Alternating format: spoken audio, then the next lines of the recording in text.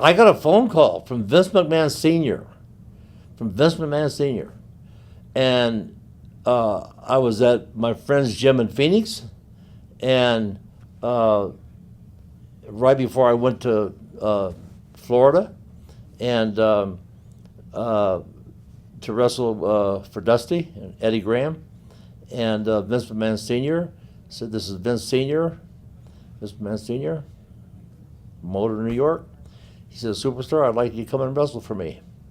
I said, "Well, that'd be fantastic. I'd love to come and wrestle for you in New York." I said, "But I'm committed to go to Florida right now. I just committed to go down and wrestle for Dusty and Eddie Graham."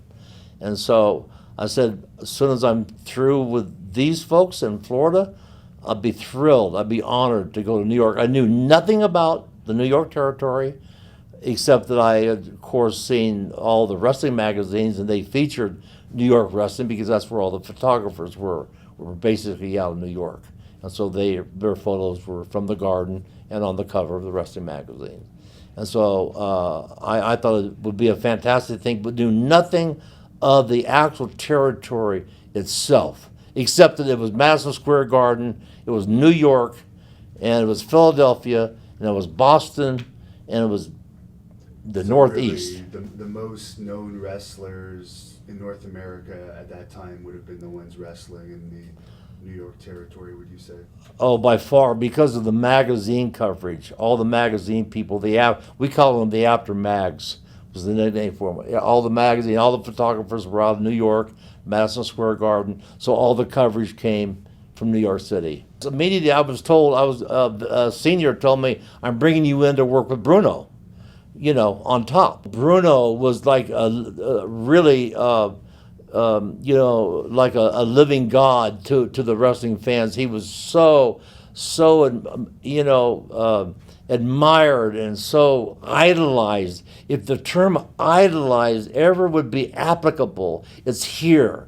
The fans idolized Bruno Sammartino. He was like an idol to them. He could do no wrong. And he basically did no wrong. He drank a little wine with his dinner, and that was it. He never was out on the town. He was never getting drunk. He was never rioting. He was never doing things that a lot of wrestlers had done. He was a gentleman, and people respected him, and they idolized him.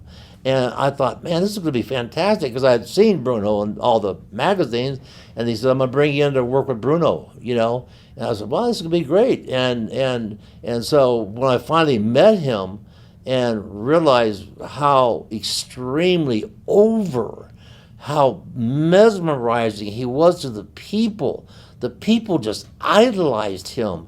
I had never seen anything like that in my life. I'd never seen anything like that in my life. The way they brought me in was to do their TV. They did 3 weeks of television at one taping, and so you did 3 matches and at one evening, and they would spread them out in 3 weeks, and so every 3 weeks you do your taping, and it was kind of a shock at first because Vince Sr. said, "I'm going to put you with the Wizard. The Wizard's going to be your manager." And I really never had a manager at that time ever. Bobby Heenan had did just a little bit of stuff in Milwaukee and around Chicago with me, but not really as my actual manager. So I never had a real manager, and I'll never forget that. And I said, "But Vince," I said, "I don't need a manager." I said, "I can talk for myself." I said, "I can talk for myself. I can get myself over." And he said, "Billy," he says, "I know." He says, "Don't worry about it." He says, "I'm going to put you with the Wiz, the Grand Wizard." He said, "He's a great mouthpiece." The exact words from Vince McMahon Sr. He's a great mouthpiece. And that's what I said, "But I can talk too. I can talk for myself." I said, "I don't need a great mouthpiece." And it was an actual issue. And I said, "I really don't want anybody talking for me." I said, "I can talk. I can cut a promo, Vince. You know I can. That's why I'm here." And he said, "Billy, please," he says, "trust me." Vince McMahon Sr. was very smooth and very accommodating and very persuasive and very kind and gentle spirit, a very gentle spirit. and he just patted me on the shoulder. And I'll never forget it. He says, just trust me. Just give me he's telling me to trust him, the promoter. He's just give me a chance, and he's the promoter. I said, okay, I believe you. I'll believe you. It was very funny for the promoter to tell you, just trust me. Just give me a chance. Let's just, okay. And so I decided after, because I'd seen the Grand Wizard in the magazine, so I knew his little gimmick and his little stuff. And I said, you know what? I thought about it. And after talking to Vince Sr., I said, and I looked at the Wizard, I said, I think I can make this thing work for me.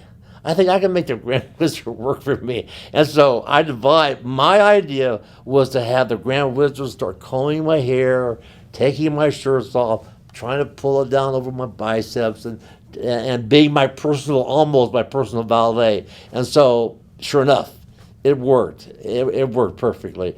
And so I've got to applaud Vince Sr., and he also has to applaud me because I almost walked. I came very close to turning around and saying, I don't want a manager, because I was really cutting good promos by then.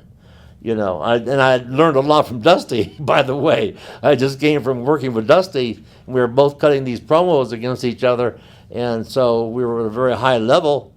And I after the talk with Vince, saying, please just give me a chance, just trust me.